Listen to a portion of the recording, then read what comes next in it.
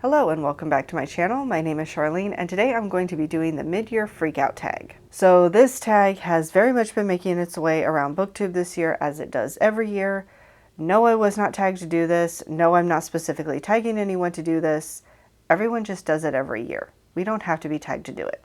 But I am one of the last people to do this video because most people seem to put this out in June. But the first 6 months of the year are January through June. And I want to include the books I read in June in the mid-year freakout tag. So that's why I'm so late doing this video. But at this point, I think most of you know how this tag works, what the questions are. So let's just go ahead and get into it. So the first question is, what is the best book that you have read so far this year? Honestly, I've had a fair amount of 5-star reads, but not a ton. I've had 8, I believe, so far this year that were not rereads. The hard part is the fact that I haven't had a 5-star read since March. I'm a little overdue. I have a couple honorable mentions that I'll say first, because I do think they're really good books. They just aren't quite the best book of the year for me. The first one is Lunar New Year Love Story by Jean Lewin Yang, and the second is The Secret Adversary by Agatha Christie. Both of these books I really enjoyed for vastly different reasons, but my favorite book of the year so far is The Secret Diaries of Charlotte Bronte by Siri James. I can't even tell you what specifically it was about this book that I enjoyed so much, but every time I picked up this book, I just got so immersed in the story. I did read a couple nonfictions about the Brontes last fall, and then I picked this one up in January. But still, there was just so much information, so many things I didn't know. But of the things I did know, this book covered them really well. And again, I don't know. I can't say specifically what it was about this book, but I just enjoyed it so much. And it could just be a matter of reading the right book at the right time. But I really enjoyed it, and I would highly recommend it if you are interested in the Brontes. Question number 2 is, what is the best sequel you have read this year? And I have read some good sequels this year. I have a couple honorable mentions for this one as well. The first one is Rogue Protocol by Martha Wells. And I mentioned this one because so far of the entire series, this has been my favorite book. And the other one is Reaper Man by Terry Pratchett, which I enjoyed immensely more than Mort, which was the first book in the Death series. So I am at least going to list them as honorable mentions because I enjoyed them both more than the previous books in the series. But my actual favorite series of the year so far is Throne of Jade by Naomi Novik. This is the second book in the Temeraire series, which is an alternate historical fantasy set during the Napoleonic Wars, but there are dragons and dragon riders. And this book specifically takes our main characters to a different country. And despite the fact that more than half of this book takes place on a ship at sea, I really enjoyed it. Again, I don't even feel like I can say specifically why I love this book so much, but every time I picked it up, I just got so immersed in whatever was going on. Maybe that's my thing this year, is I just want books that I get immersed in. But I did. I really enjoyed this book. I liked the third book as well. I just didn't enjoy it quite as much as Throne of Jade. It was just a little bit lower in enjoyment for me. But I have been really enjoying the series, and hopefully the other books are just as good, if not better. Question number 3 is, what is a new release that you haven't read yet? That's not a short list. I think I've only read 1 or 2 new releases this year, so I'm quite behind. But I have 4 that I'm going to list here, and 3 of them I own, 1 of them I don't. And the first one is Up From Dust by Heather Kaufman, which is the first book in the Women of the Way series.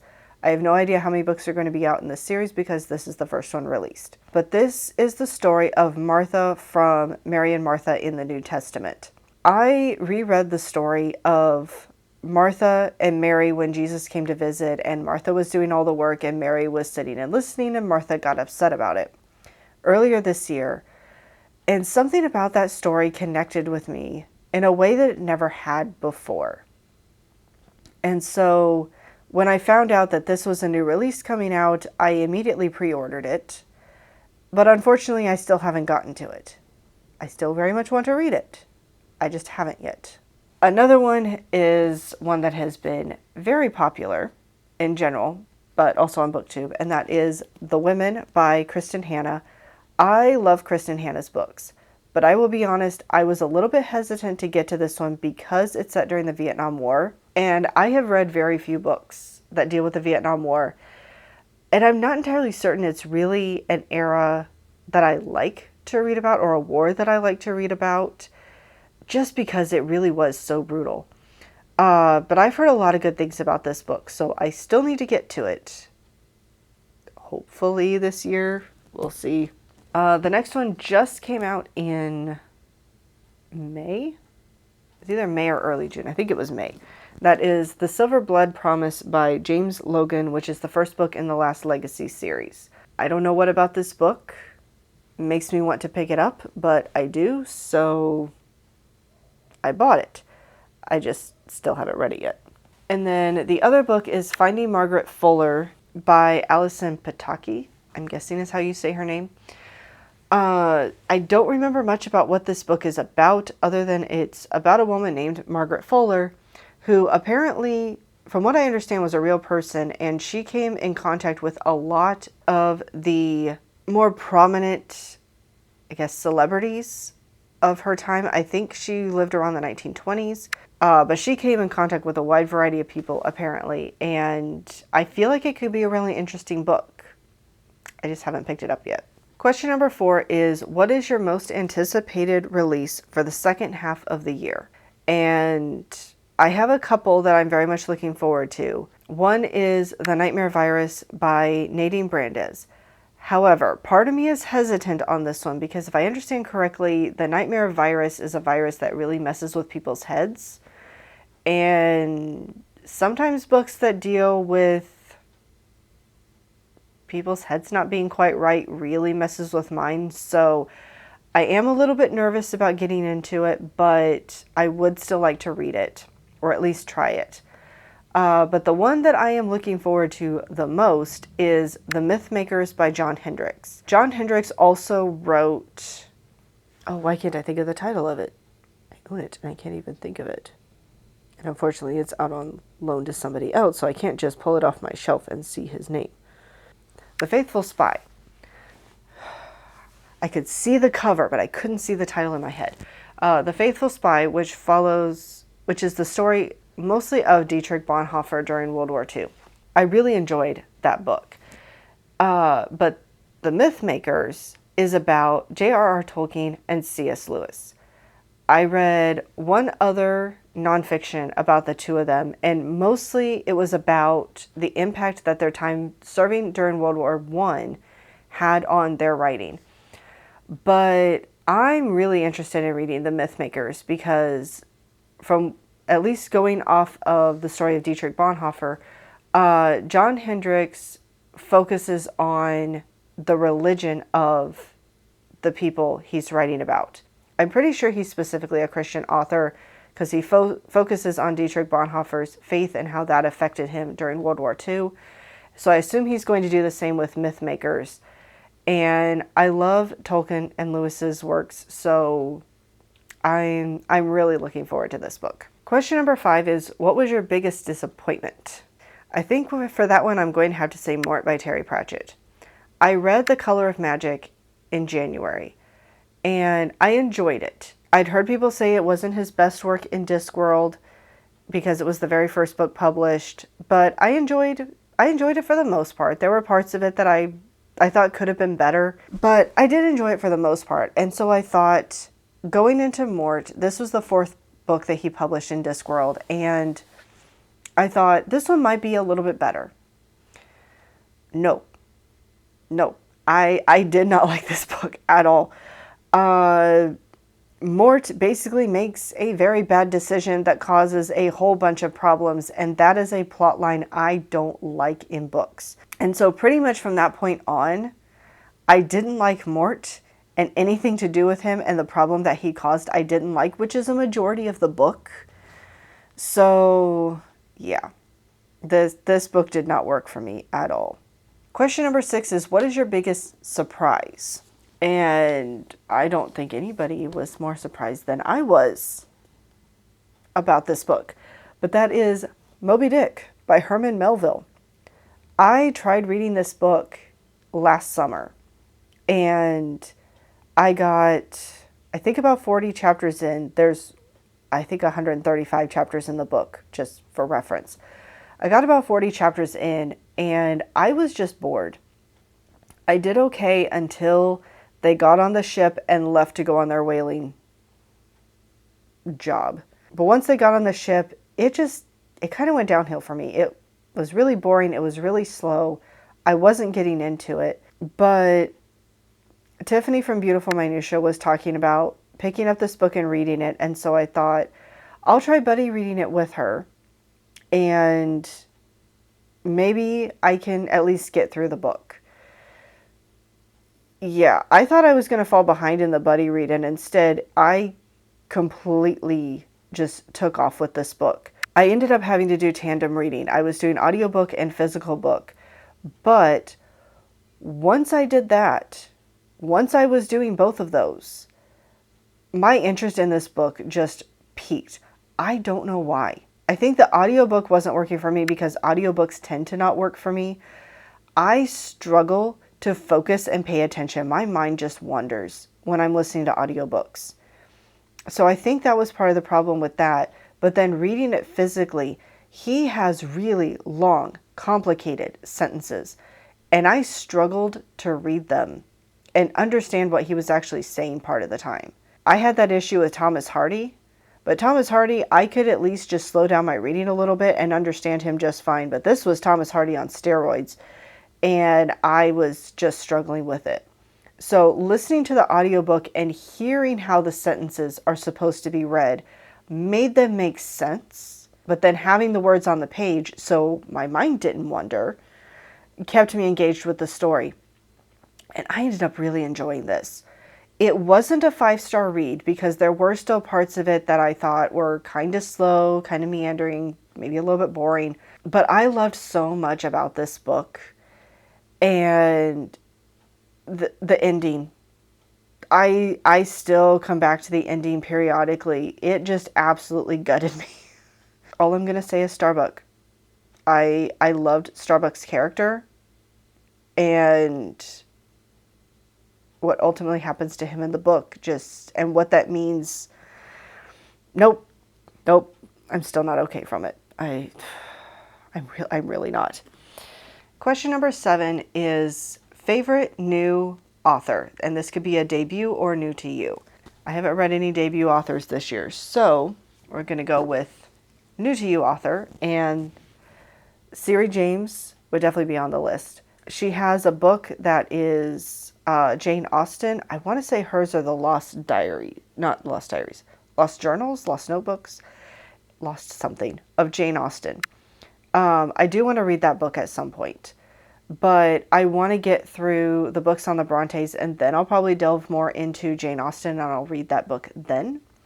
But I really enjoyed this book, and so I would definitely be willing to pick up more books by Siri James. The other one is another book that completely gutted me. We'll get to that in a minute.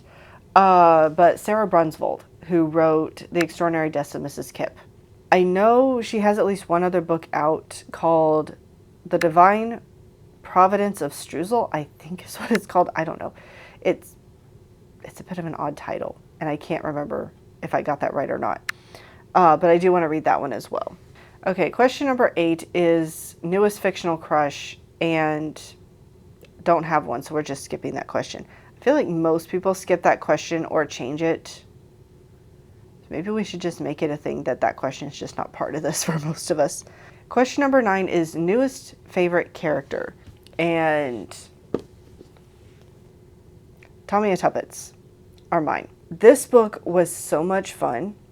And Tommy and Tuppence, the two of them together, were a big part of that. I loved their dynamic together. I loved how the type of people they were really kept the story going. Their personalities and everything really kept the story going, really helped them with solving the mystery. They were just fun characters, and I very much want to pick up more books that feature them. Question number 10 is a book that made you cry. And I said we would come back to this one. It's The Extraordinary Deaths of Mrs. Kipp by Sarah Brunsvold. Okay. I said I've read a lot of Kristen Hanna's books, and I have. And they make me cry. I've read a lot of other books that make me cry. I don't think a book has ever made me cry as much as this book. I do cry easily in books, so I know that's part of it. But I ended up pushing through the last 2 or 3 chapters because I was so close to finishing the book. I didn't want to put it down. I wanted to just go ahead and finish the book. And I kind of regretted that decision because I'd already read 3 or 4 chapters before I finished the book, like that day, in that sitting. And I was like, no, I'm so close to the end. I'll just push through. I'll read the last 2 or 3 chapters. I'll finish the book.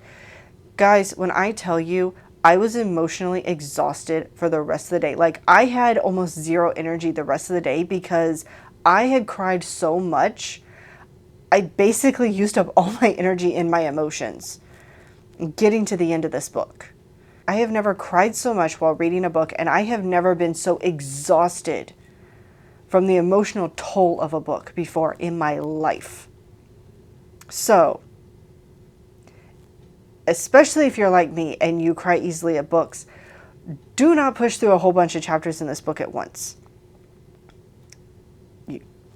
It will not be good for the rest of the day. Question number 11 is a book that made you happy. And for that one, I'm very much going to have to go with Reaper Man by Terry Pratchett, especially after Mort. But in general, this was just a really fun book. Like I said, I enjoyed this a whole lot more than Mort. And in this one, Death finds out that he is going to die. He has a limited amount of time left, and then he's going to die. So he leaves his realm, goes into the world where humans are, into Discworld where other people are, and decides to find a place to live, find himself a job, and see what living is about before he dies. However, during the course of this book, there is a gap in which Death has left his realm, but a new Death has not started yet. And so we have no Death. And that causes a whole lot of problems. Like I said, this book was just a lot of fun, and I was probably in need of a fun book at that point. So this is very much a book that made me happy. Question number 12 is the most beautiful book you have bought or received so far this year. And for that one, I think I'm going to have to go with Enchanted Hill by Emily Bain Murphy. I don't know, something about this cover. It's just really pretty. I like the looks of the gold foiling around the edge, the darker cover. It is a really pretty cover, in my opinion. I haven't bought any books this year specifically because they have really nice covers. So I don't have just, books with gorgeous covers to show you. But of the ones I have bought, that is one of the prettiest ones that I have. All right, and question number 13 is, what books do you need to read before the end of the year? That could be a very, very long list. But I'm going to start with the books that I already have in progress for this year. So, Words of Radiance by Brandon Sanderson, The Tale of Genji by Murasaki Shikibu. What else have I started? Mere Christianity by C.S. Lewis. Becoming Elizabeth Elliot by, I should know her name and I'm blanking, by Ellen Vaughn. And then I think I have 2 other nonfiction in progress. Because Internet by Gretchen McCulloch and Fast Feast Repeat by Jen Stevens. I haven't mentioned them because nonfiction, unless they fit into my TBR categories, I'm not counting as part of my TBR for the month. So that's why you haven't seen me talk about them. And I haven't finished them yet, and I don't know for sure when I'm going to finish them. I'm just working on them at my own pace. So they haven't shown up in a wrap-up either. I think those are all the ones I have in progress that I need to finish. Plus, obviously, any of the books that were on my July TBR I would like to get to. Other than that, I think this is the point where I say, let's go over the goals that I made for this year and see how I'm doing, because that's going to determine what I need to work on more than anything else. So I'm not going to go over my goal on buying books. I will cover that in my Q2 book haul. But my first goal, I don't even know what order these were originally in the other video I did, but one of my goals was to read 3 biblical fiction books this year. Pretty sure it was only 3. So far, I haven't read any. I do want to read Up From Dust by Heather Kaufman, that I already mentioned, and I would like to continue the Cities of Refuge series by Connellan Cosette. But so far, I haven't read any of those. And then another goal was to finish 6 different series in which I only had 1 book left to read as of the beginning of 2024. So let me go give you an actual number, because I don't think I did this in my goals video. So at the beginning of the year, I had 13 series in progress that only had 1 book left for me to read. Technically, at the beginning of the year, I would have said I had 14, but then I discovered Avatar: The Last Airbender now has more books in the series, so that one got moved to a different part of the list. But I still have 13 as of the beginning of the year that only had 1 book left. And so far, of those 13, I have finished 1. I've finished 2 series in total, but one of them had 2 books left, and one of them only had 1 book left, and that was the Amulet series by Kazuki Buishi. But yeah, I'm very much behind on that one. So, hoping to get caught up in the latter half of the year, but it's not looking good right now, to be honest. And then the last goal was to read 6 big books, 6 books over 500 pages. So far, I'm on track with this one because I have finished 3 books. I reread The Aeronaut's Windlass by Jim Butcher, and I am counting rereads for this one because I wanted to read this book in order to continue on with the series. So that one does count. And then I also read The Lost Queen by Signe Pike and The Green Glass House by Catherine M. Valenti. So that one is actually on track for me to complete by the end of the year. The other 3 are not looking so good, unfortunately. Or the other 2 aren't looking so good. So which books do I need to read by the end of the year? Preferably the other 2 books in the Cities of Refuge series, which are Until the Mountains Fall and Like Flames in the Night, I think is the title of the 4th book. And then Up From Dust are the 3 that I would like to read by the end of the year. For big books, I don't even know. Words of Radiance would count and Tale of Genji would count, and then I would only need 1 more, so we'll see. Also, East of Eden would count. I forgot. I need to read that one too. As far as series, I had some that I knew I was wanting to get to. Let me just try to see which ones.